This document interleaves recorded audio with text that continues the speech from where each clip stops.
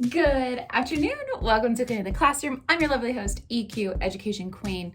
I know it's been 2 weeks. I put in some journal prompts. I hope that was helpful for those who find comfort in journaling.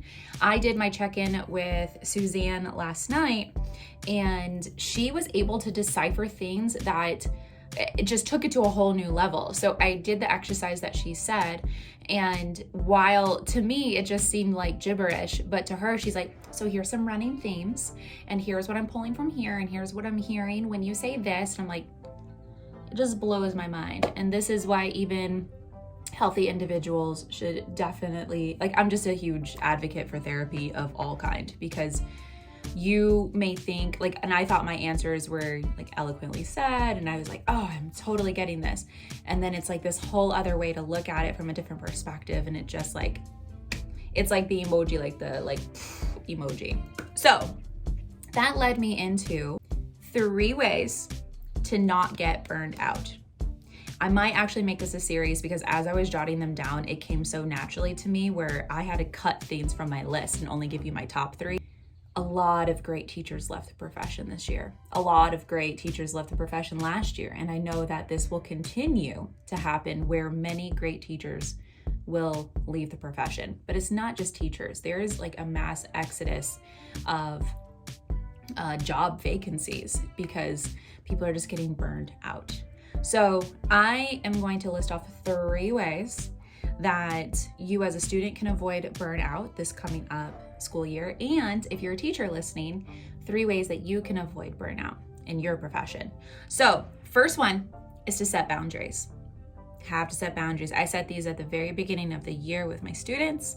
And one of the very first things I tell them is that at 3 o'clock, school gets out at 2:15, 3 o'clock, I turn off my computer. I will not answer an email on a weeknight past 3 p.m. and I will not answer it over the weekend. It is not an emergency. I will see it the next day or Monday. As a student, the way that I thought about boundaries could be your phone usage. Maybe you take a look at the apps. What apps are you on? Set limits for yourself. That could be a healthy boundary to set. Maybe you get into a routine. Maybe you incorporate some movement into your day. Maybe you check in with some friends. You take a mental check of, what boundary do I need to set for myself today so that I can make the most of the day and still feel complete and reset and whole, so I'm not stretching myself too far. Second thing, learn how to say no.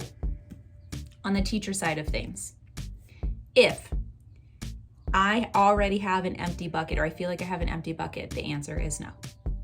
If it does not give me more money, the answer is no.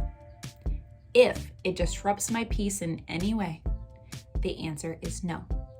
You can take that last one as students. So if it disrupts your peace, the answer is no.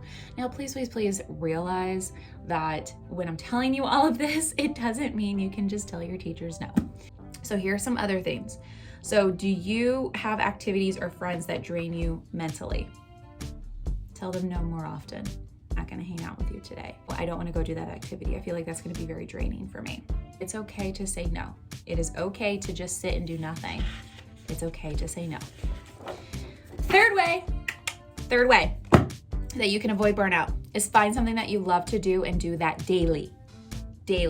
So teacher and student, I put these together because any human can do these. So I want you to tap more into your creative side. You can be drawing, you could be creating. The girls and I love to go to Michael's with an idea of a craft, and we just get the supplies, make it. Or we find things around the house to go, ooh, I could make a blah, blah, blah, blah, blah, blah, blah, and let's put it all together. Great. Tap into, if you're into drawing or coding, music. You can do board games, you can go for a walk. For me personally, the journaling has been a great activity. I'm really thankful for the prompts, and I feel like it helps guide my thinking. And then with Suzanne coming in behind on there and totally flipping my perspective on certain things, I think it just opens my eyes to being a more open person, even though I feel like I'm very open. So for me, the daily task that I love is journaling. So find something that you love, do it daily, something that's going to recenter you, that you look forward to doing, not something that's going to drain you. The girls and I have made friendship bracelets. Like, we've just been making lots of bracelets. I've been sleeping more, taking naps. Naps are a great thing. I've been watching some movies, and I've been giving myself permission to do less and be okay with that. I don't need every single day to be a productive day, as in I have a complete to-do list and I just knock things off. I don't need every day to be like that, and I'm learning to be okay with myself. Okay, so let's do a recap. Ways to avoid burnout. Number 1, you're going to set boundaries. Number 2, you're going to learn how to say no, and you're going to say it more often. 3, find something that you love and do that daily. So if you have other ideas, drop them in the comments, because I am curious. I'm telling you, I have like 8 more of ways to avoid burnout, but I'm curious what your thoughts are. So have a great day. Make smart choices. Be kind to one another. Be kind to yourself. Be kind to one another. Bye.